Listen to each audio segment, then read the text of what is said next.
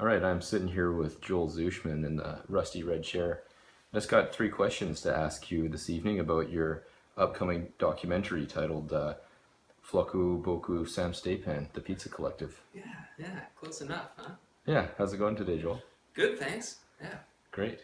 So you're freshly back from Iceland, and I understand the world premiere of your documentary is about to go live in a few days.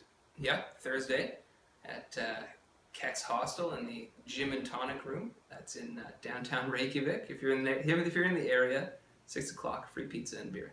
Oh, that sounds really exciting! Free pizza and beer. Free pizza Wow. and beer. Well, Why I'm not? I'm actually glad you mentioned pizza. I understand that this film is actually about pizza. Can you just give me a real quick synopsis of what it's all about? Well, I mean, on the surface, it's a documentary about pizza, but it's far more than that. It's sort of an exploration of food production in Iceland.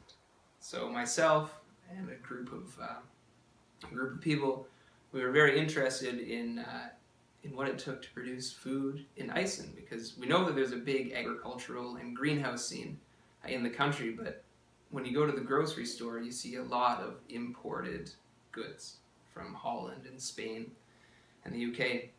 And so we wanted to know if it was possible, or if it was hard, or if it was easy to make a pizza using only food that we could source from local Icelandic farms. Wow, that's a really neat concept. When I think of Iceland as a North American, I certainly don't picture luscious green fields with all the vegetables and grasses and grain and tomatoes that would go into making a pizza. So that's really fascinating. All right, question number one.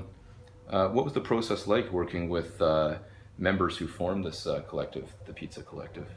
I understand that there's mushroom farmers and wheat farmers and other food producers.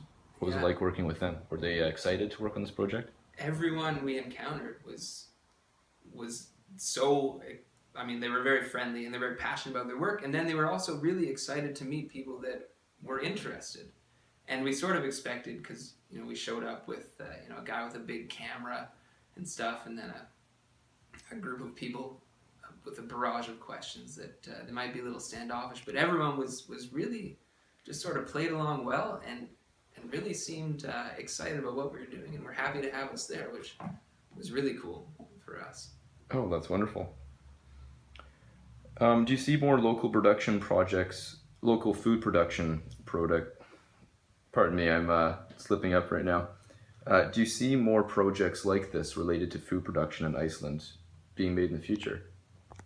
Yeah, I think so. I think there's a lot of things going on right now, which is sort of getting back to the basics of production, be it food or crafts or furniture or anything. People are sort of starting to take an interest again in where things come from that they consume. And we're definitely going to keep going, I think, and try to carry on sort of the pizza image, and then maybe look into other things as well. But I think in general, a lot of people are doing things like this, which is very cool. Sort of a get back to the earth type of thing. All right, just our last question here in the Rusty Red Chair interview series. How does the Pizza Collective film tie into a larger conversation about global food production? Well, I think it sort of gets in at the ground level, especially in Iceland, where, I mean, these things they were all collected from within just a few sort of kilometers of Reykjavik. And so in the international level, it's interesting because the pizza is kind of the symbol of international cuisine. I mean, it's originally an Italian idea, but sort of, then you have your New York style pizza, Chicago deep dish pizza. Anywhere you go in the world offers a pizza kind of with their own flair on it, and pizza is a big food in Iceland. And it's generally thought of as cheap, quick, easy food. And so when we use that idea, this big international concept that is thought of as cheap and easy, and then we look into what actually goes into making it and the growing of wheat and where that can be done in the world, and it turns out it can be done in Iceland. It really helps to just sort of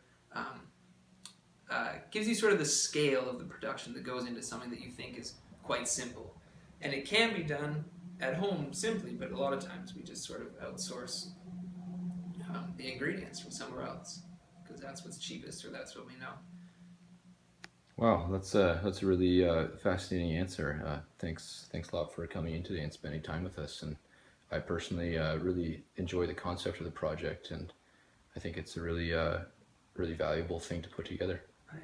So thanks a lot, Joel. My pleasure. And remember, Kex Hostel, that's Thursday, September 22nd. If you're in Reykjavik, go down to the Kex Hostel, gym and tonic room, 6 o'clock, free pizza and beer, and the world premiere of our pizza documentary.